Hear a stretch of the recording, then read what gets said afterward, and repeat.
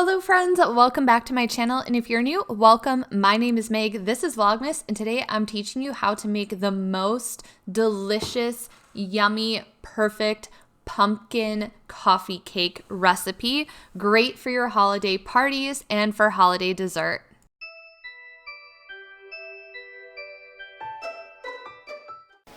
First thing is first, we are going to get that oven started at 350 degrees Fahrenheit, and I'm going to be baking this in a 9 by 13 pan. First, we need 2 cups of flour, and I find it easier to go with the smaller measurement, so I'll use half a cup to scoop the flour out so it's slightly less messy.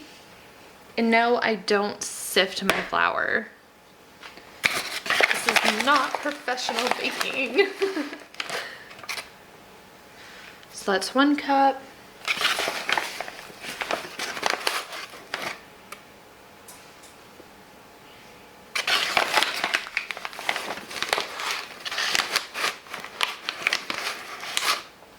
Two cups. 2 teaspoons of baking soda. 1 1/4 teaspoon of cinnamon. Half a teaspoon of salt.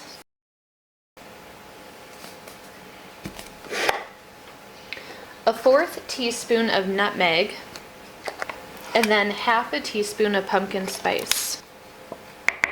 Just give that a nice little whisk together.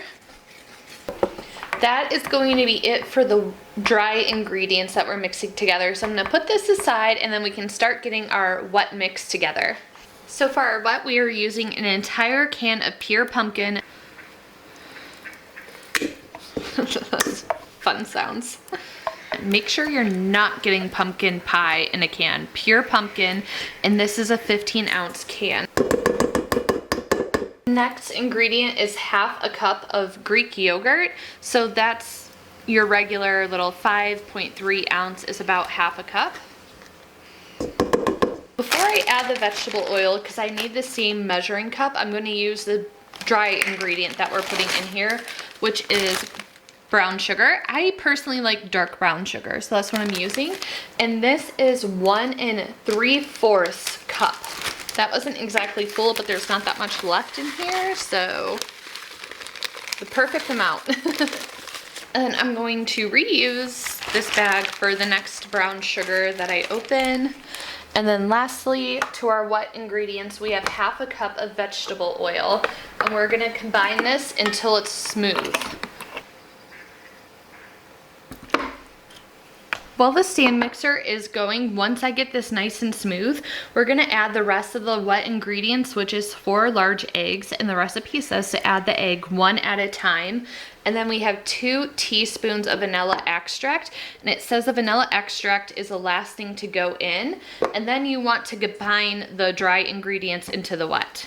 I'm also not great at not getting shells, so instead of cracking directly into the bowl, I'm just going to do it 1 at a time into this glass bowl and transfer in.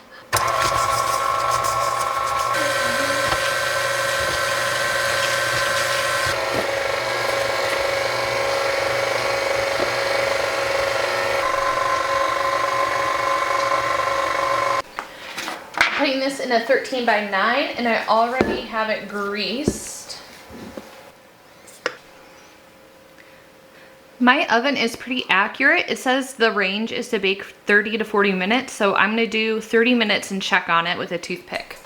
I don't know why the recipe has such a broad 10-minute range, but if your oven is pretty accurate with timing like mine is, I would recommend doing 25 minutes and checking at the 25-minute mark, because at 30 minutes it was just a tad too overdone. So 30 minutes may have been a little bit too long, it's a little bit brown, but it is cooked perfectly. So you need to let this cool 100% before you do the frosting. So I'm just gonna let this sit for like an hour, hour and a half, and see where I'm at, and then put the frosting together, which works out because the butter and cream cheese need to soften, so that gives everything time to do that. The cake has cooled down enough that I put it in the fridge because you want the cake to be cold when you go to frost it. And now it is time to make the frosting. So I have let the cream cheese and the butter soften a little bit. So for the frosting, we need 2 blocks, aka 2 8-ounces of cream cheese, half a cup of butter, which is about half a stick of unsalted butter, which we are going to cream together really nicely for probably about 2 minutes. And once that's creamed together, slowly we're going to add in 2.5 cups of powdered sugar, half a teaspoon of cinnamon, and then at the very end, when everything is almost done mixing together, 1 teaspoon of vanilla extract, and that will be our frosting. In between mixes, I like to pause and scrape the bowl down so whatever is at the bottom is being incorporated really, really well. And I do this in between adding in the scoops of the powdered sugar. So creaming that together took maybe 3 minutes tops, and then you just add your sugar bit by bit, and then the cinnamon, and then the vanilla, and you're good to go. Let me know in the comments what's your favorite dessert to make for the holidays. And I cannot reiterate enough that you need to have your cake cool and put it in the fridge for at least an hour before you start frosting. It's going to make things so much easier, especially because this frosting is room temperature, so it's very soft and malleable. And my recommendation is to put this in the fridge again for at least an hour, preferably 2 hours before serving, so the frosting has time to cool down and kind of set into place and harden up a little bit so it's not such a liquidy almost consistency, and it's going to taste so much better if you let it chill in the fridge. I promise. And I love this so much. I've made it a couple of times. My husband always asks me to make it, and it's another personal favorite of mine too. This is my take on a pumpkin coffee cake because it has that nice crumble of a coffee cake, I suppose, but everything is listed in the description below for ingredients and instructions.